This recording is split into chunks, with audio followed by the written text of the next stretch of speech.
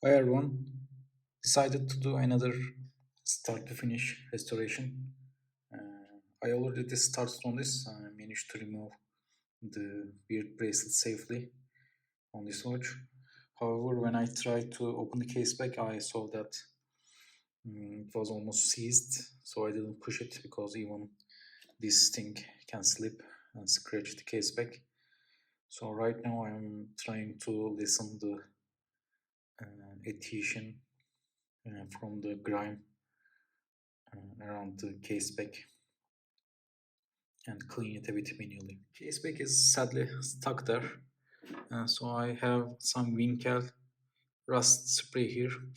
Uh, I don't know what exactly is in this, but it's definitely a safe chemical. It's probably something oil-like, and I'm going to apply it when the watch is in this position, so the dial is definitely safe. Apply it from the edges and maybe wait a couple of days and keep on trying. And maybe torquing it can open it, but it definitely stresses these, and I'm afraid it can get the case loose from the plastics and snap the crown. So I didn't actually torque it too much. I'm just going to apply some loosener here. Basically, it's a Winkel rust spray for larger screws and see how it goes. In the past, I applied this on a similar enamel spider dial, but I applied it on the dial screw of that watch, and it took maybe 2-3 months to release it. So it's definitely a slow and safe chemical. And now it's a waiting game, I guess. The case spec released in about an hour. I was expecting maybe weeks, but it released fast. And apart from that one case clamped, I can't see any significant corrosion. I think maybe the keyless works could be corroded a bit, but in general, it looks very good. The balance is in very good shape.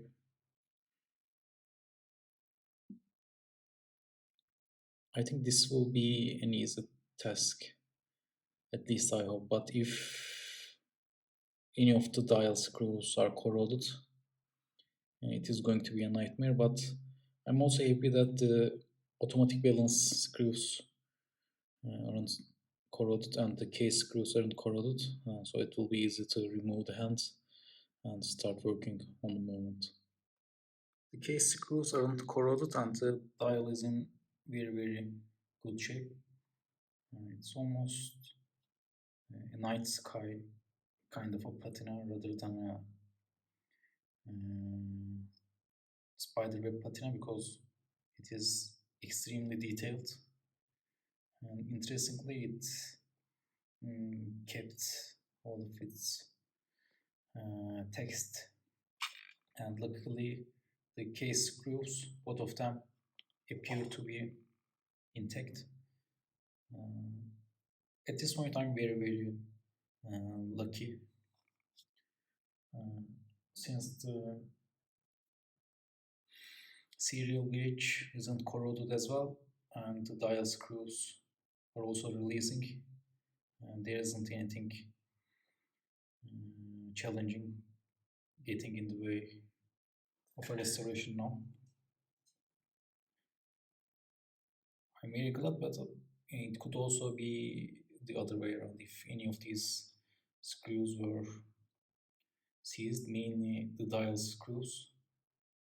If they had corrosion, any at all, it could have turned this restoration task into a nightmare.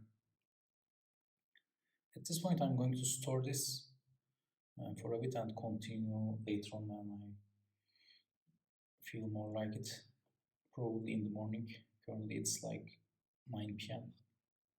Pushed the crystal out and it wasn't easy. Normally I push these using the die with hand now, but with this one it was impossible, and it was so hard that I was a bit worried whether damaged the bezel while pushing it out. But it didn't, and one very positive thing about this watch is that normally when I saw these, I thought they could have been rust pits, but as you see, they are just grime, and I'm hoping that this case won't have any corrosion at all once it's clean. So I'm going to clean it down and continue with the watch in the morning. I have to clean my workspace a bit too, get rid of some in progress projects, and just concentrate on this watch at the moment. I pour baking soda onto the items, whether it's a case or a bracelet. Normally I don't ultrasonic clean crystals anymore, but I threw this one in just to release that armoring, as armor rings are valuable. I will likely reuse that armor ring as it has the same patina. And then I pour white vinegar on top of the baking powder.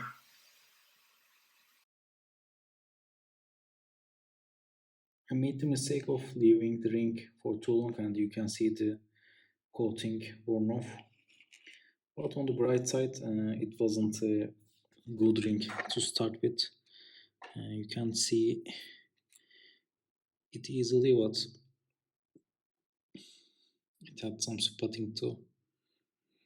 For example, a ring in this condition, the coating completely worn off, I think is a good fit for rose gold cases, because you can see a rose hue on it. And the case is in incredible condition. It has only a single small rust damage inside. Normally regular cases have 5 or 6 of them, and interestingly this obviously had some water intrusion, but the ring area held itself.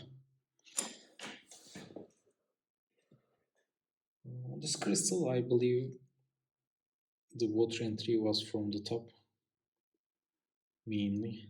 It's probably the reason the ring area isn't affected. So if your crystal is cracked like this, it's definitely a must not to use it, because it definitely gets in water from any crack, any surface crack. After cleaning my workspace, dusting things a bit, 2 days later, pulled the hands safely, and they are very oxidized. Going to clean them and relume them, and I hope that the oxidization will dissipate mostly. The dial is very mesmerizing even under this light, and it looks good, and under dim lighting it just looks incredible. I have the dial out, and I prepared a turpentine jar to immerse this in. And as a first step, I'm going to manually clean these dots that you see. My theory is that those dots and the thing near the date window is just accumulated water, and it will come out. And previously I've cleaned a couple of these dials, one test dial and one actual dial, with turpentine, and it was safe, completely safe. No residue, other than cleaning, no other adverse effects.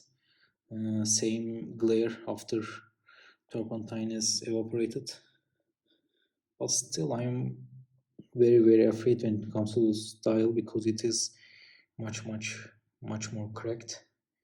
You can see the fine cracks, and it is a perfect dial. I mean, even with those spots, it looks like almost like stars maybe. Um, I think from a spider dial, this moved on to something like a galaxy dial. As far as the pattern goes, but I think I'm just going to do it and start with gentle cleaning. Probably not going to use the cotton pad at first and see whether, for example, this spot that is farther away from the text is cleanable. Maybe this spot near the 10 o'clock in this at first, and if it's not cleanable, probably the damage will be minimal. And another worry is that I wonder what turpentine will do to the loom spots, whether it's going to clean them or dissipate them. And the loom spots on this tile are dark. I think whatever happens, it won't be any better or worse than this one.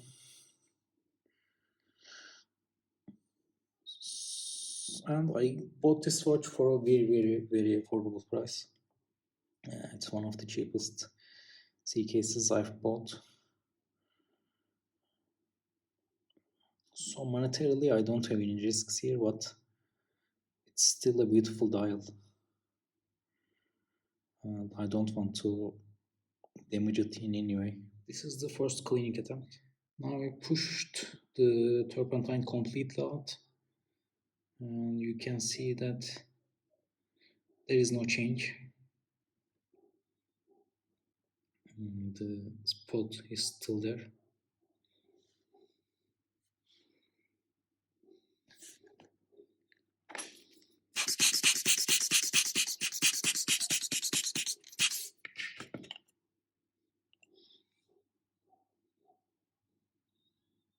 So I'm going to try it.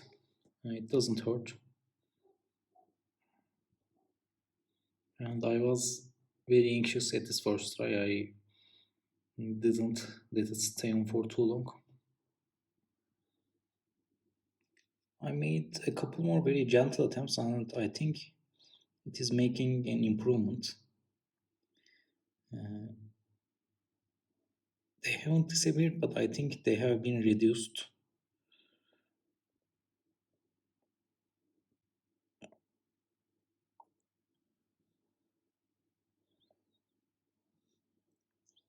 So maybe I'm going to concentrate on the middle center one here, below the C, as it's the most visible one, and see if I can actually reduce that one. This is the result. I don't think there is any significant change. From past experiences, these lacquer spots have been constant as well. As far as the loom pips go, I think they became lighter after turpentine. So it's not a complete loss.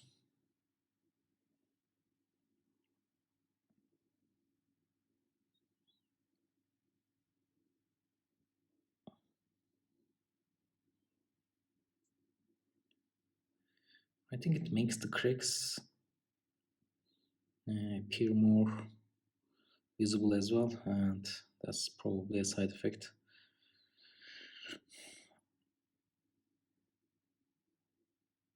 After some surface cleaning, did a complete dip. Going to leave it just a little bit and then remove and push air on it right away. Worst case scenario, at least it will be free from the water accumulation around the indices, and loom pips will be cleaned as well. And best case scenario, maybe the spots will be better. Actually, normally you see these dials clear, but I can see some things on the dial. Some dirt has been moving, so maybe it worked as well.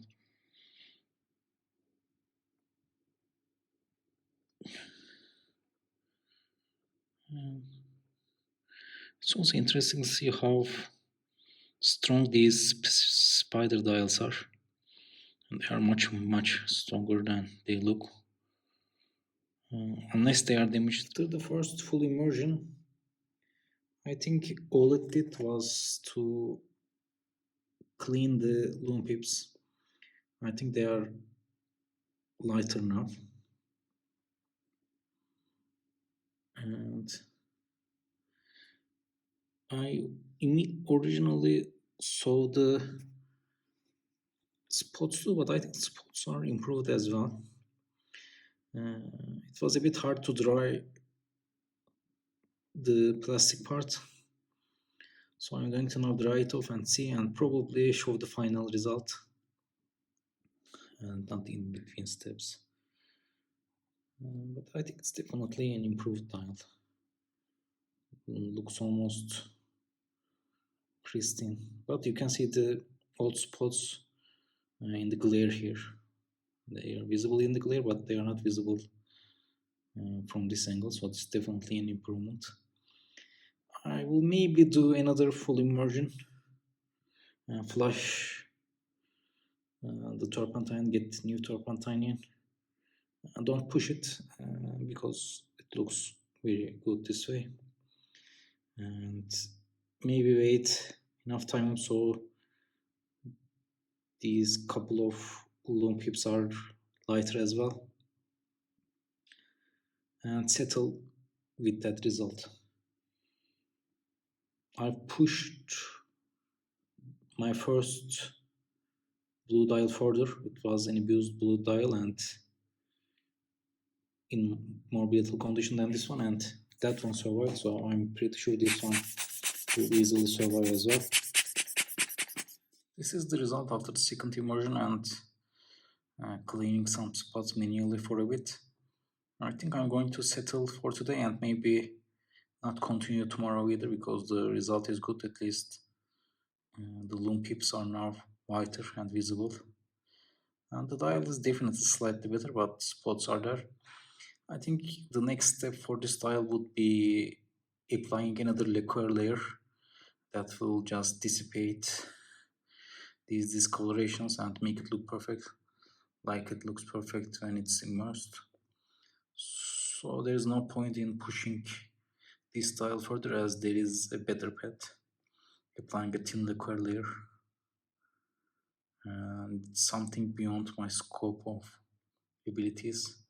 I think in the future things like this will be possible, so it's better to leave the perfect restoration of the style to a future time, and for now it's definitely good enough. One thing to notice that turpentine can leave some white dust like residue, uh, especially because I dipped my hands. You can see on my fingers. It's important to dust it off if any of that leaves on the dial. Maybe it's not very good for hands. It could be related to that, but it's something to notice. If you see white spots on the dial, just dry it faster and push the turpentine off on the dial faster. I think it looks great. It definitely looks incredible, and it should have costed maybe 10 times what it cost me. And I'm very happy with this result. I mean, from a distance, It definitely looks new old stock level. I prepared this aluminum die, by the way, with the cutout, and I can't believe how smooth the press operation was. And the case cleaned incredibly well as well. I just wish I recorded the original version. It took 2 days just to open it. It was that seized and that dirty. Now it's ready to go back together. Cleaned all the parts in benzene, and I had this crown rust remover. I left the crown in the rust remover for maybe 2-3 minutes and it didn't do anything, and I left and prepared food for 10 minutes maybe, and when I come back half of the stem was missing, so I decided to just leave it overnight and let the entire stem dissolve. Now I'm going to check the result. It didn't dissolve the stem inside the crown entirely, so going to dip it again. Back when I didn't have spare crowns and new crowns, I was looking for this solution. I made one myself and it wasn't working this fast. Now I'm probably going to put this in a new solution and dip it in the ultrasonic cleaner instead, so this stem definitely dissolves and dissolves fast. I really hate these chemicals, but at least there is some educational aspect to this. You can see what is melted away and what remains. And interestingly, they sell this as rust remover, but basically it doesn't remove rust. All it removes is a specific type of steel. I'm surprised how it removed the insides as well, because up until the very end it was just going through the stem, but I left home, came back, and when I came back the inside was completely missing. It's just bizarre and sad. I mean, this is definitely recoverable at one point. Maybe when you pull that part, and there is another section that comes with it, and it can be removed from another crown and inserted into this one, or maybe a tube can be inserted at the base. But still, I wasn't expecting to use one of my new crowns on this watch. There was a major complication with the pellet fork bridge. It wasn't formed well, I guess. It was screwed a bit. I corrected and replaced the previous pellet fork as well. I think the reason that pellet fork's pivot was bent because of the bridge as well. Anyway, I managed to correct the bridge, and I think once this is oiled, it will keep time well. I mean, just having 200 amplitude without being calibrated, I think is a good sign.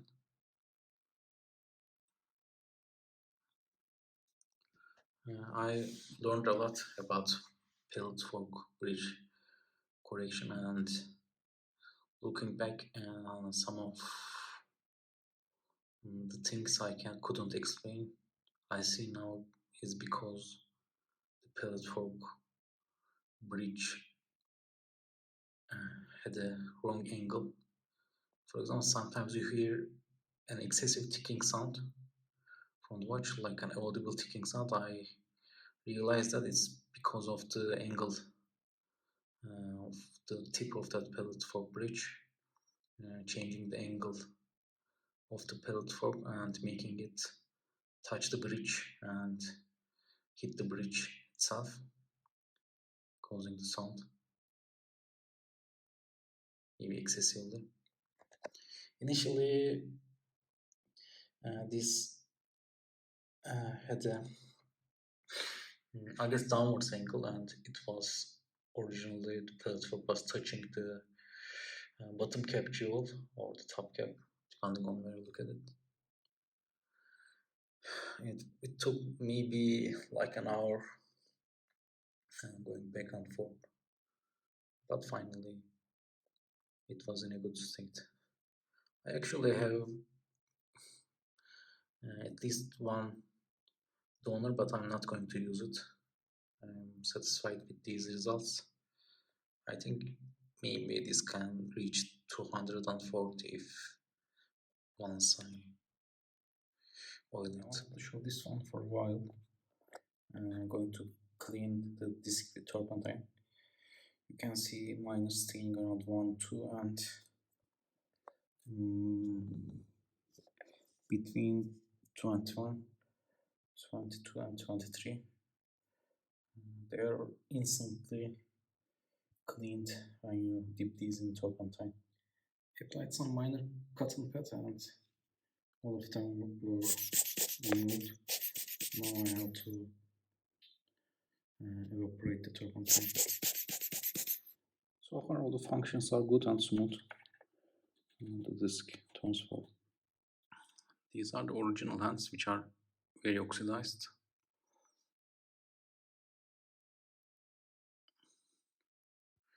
And needs reluming. And these are another set of hands I have. They are not oxidized, but they are not pristine either. I think I'm going to use these. The original second sand is service second sand. You can see the pivot. Actually, I might run this in a deoxidization solution I have, which works, improves hands a bit, and maybe use it because sometimes the needles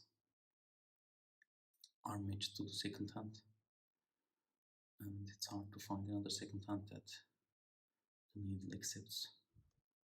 But these service hands, newer hands, don't usually have that problem, since the pivot holds the needle better. After a couple of weeks, the dial is finally back on. Hands are back on, but I forgot to put the automatic bridge that I use for second hand pressing support on. So I have to now case it, put this on, and then decase it. So it's a bit of an extra work. This is why I like to service watches one after another. Otherwise I forget steps like this. Change the case clamps. The old ones were corroded but didn't change the screws. I used to open these reverser wheels, but they are very prone to getting scratched if you open it with self-made tools. So now I started using this Lubetta V105 lubricant. Basically you throw in the reversal wheel, just shake a bit, wait, and then let it evaporate. This is the result after assembling it and oiling everything. I think it's good enough. I think mainly the pellet fork bridge and pellet fork could be improved a bit, the angles, but I'm not going to do it myself. Someone can do it in the future. I changed the pellet fork and the pellet fork bridge, and I think these dots are a sign of an issue. Maybe pellet fork oil needs to settle a bit. I don't know. But after the change, the amplitude jumped over 250. Before the final adjustment, I'm going to wait a bit. Maybe it will speed up on its own. Installed a new stock crown with an old stem. I used a second hand that I previously graded as a 6.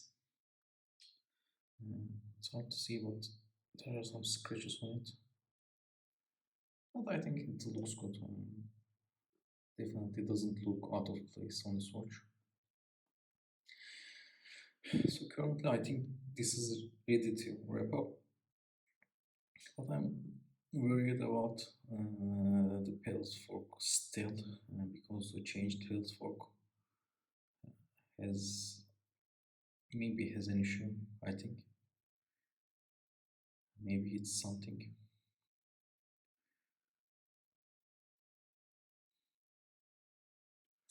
So basically, this watch was worthy of an actual watchmaker that can debug and fix issues better.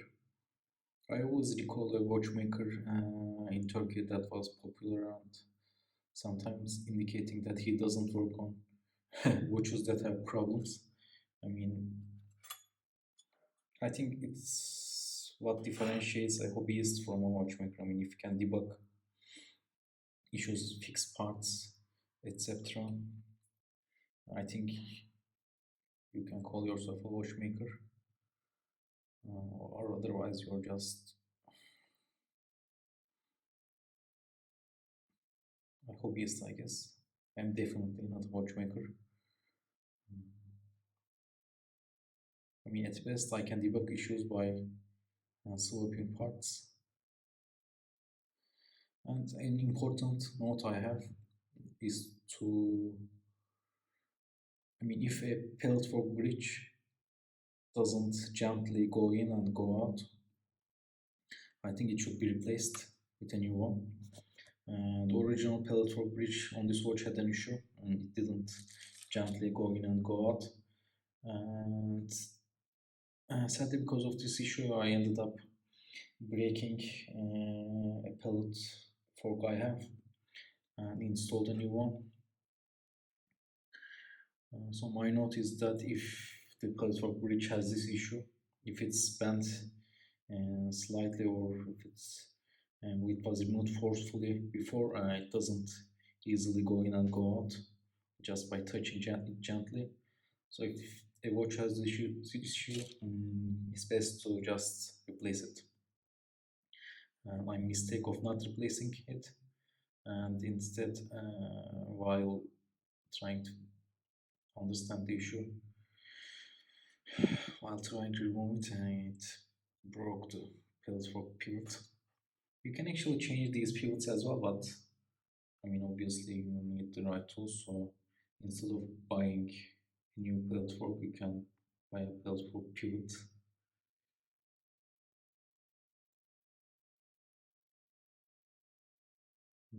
This issue I think happened in the ultrasonic cleaner. I left it downside at the down, and maybe it happened when it touched the glass, but it could have also been there before. The Lupetta has a really interesting winding sound.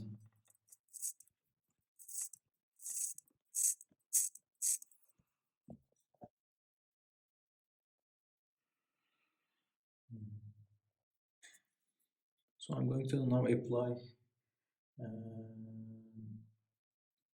forgot the name of the thing, Loctite, and let it sit for some time, and then check the time graph reading. There are some dots that appear randomly. I think it's from, maybe the pellet fork is touching something, or maybe it's oil related, I don't know. But maybe it's a safe issue to ignore as well. I don't use these watches, I just store them. And after 10 years, 20 years, I mean, they will be due for the service anyway. So sometimes not attempting to solve issues, I think, is the better approach.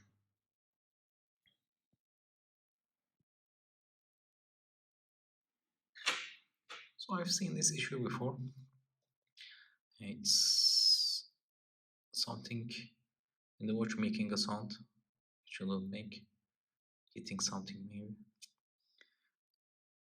I don't know exactly what, but I think it's definitely Pillsfork related. Uh, like I said, this is definitely a watchmaker material. My only approach of solving it is changing the part and hoping that that swap mm, solves the issue and not replicated on the donor itself. And interestingly, when I reduce the gain,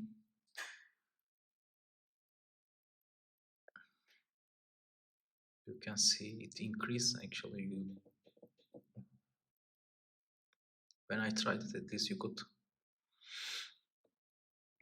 I guess now it's missed because the line is more consistent. So let me just reset with a low gain. You can see almost a separate line, and it reads as a beat error. So now I wonder whether it's indeed a beat error or whether that consistent sound, maybe the felt for hitting one side is considered. It's almost as if like that one is red instead. But when you increase the gain,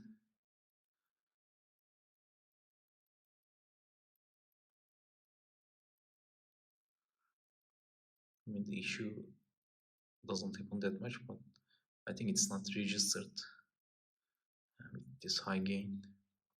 And now you will see the beat error becoming 0.